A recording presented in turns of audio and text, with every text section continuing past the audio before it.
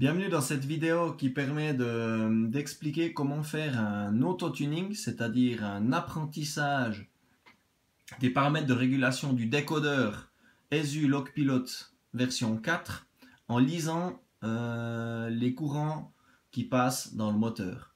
C'est vrai que quand on achète une locomotive qui est déjà équipée d'un décodeur, en principe les paramètres de régulation sont réglés pour qu'elle roule correctement. Quand on monte nous-mêmes un décodeur dans une locomotive, de temps à autre, c'est pas facile de trouver ces paramètres de régulation pour que la locomotive fonctionne sans à-coups. Même avec les chiffres qui sont dans les tabelles, les chiffres des fournisseurs, c'est pas toujours évident. Surtout si la locomotive est assez âgée. Donc, pour ce faire, j'ai mon Ecos 2 de ESU.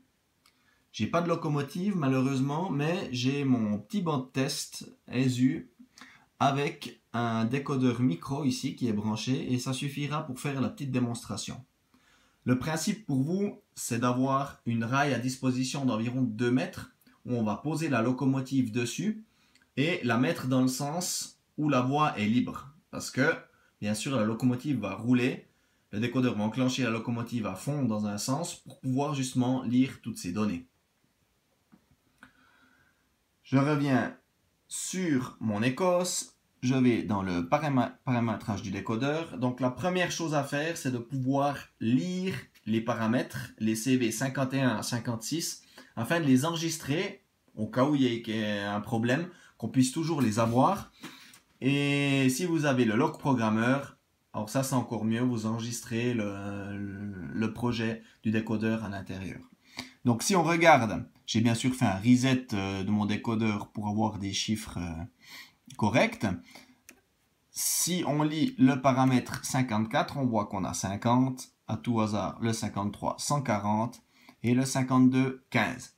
On va pas tous les faire, c'est juste pour qu'on ait une idée après de qu'est-ce qu'a fait ma manipulation.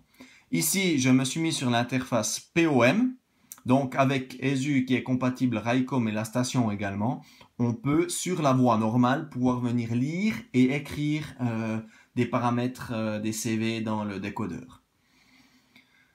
Donc, ici, paramètre 54, on a 50.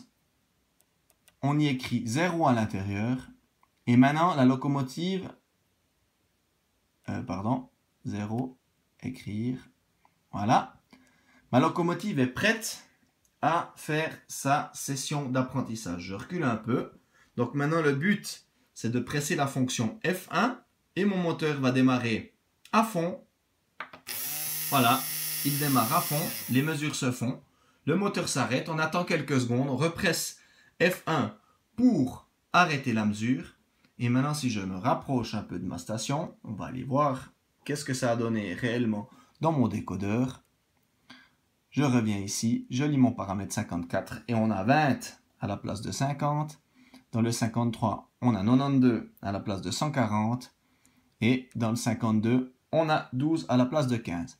Donc on a déjà maintenant quelque chose qui permet de bouger notre locomotive. Ici mon moteur. Et si ça ne nous plaît pas, on peut maintenant normalement, dans la théorie, venir avec le paramètre 53, le mettre à 120.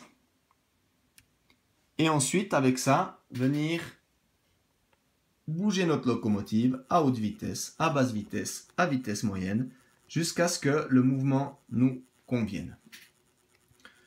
Voilà un petit truc que je trouve intéressant, qui peut, j'espère, aider certaines personnes. Merci de m'avoir écouté sur cette vidéo et meilleures salutations.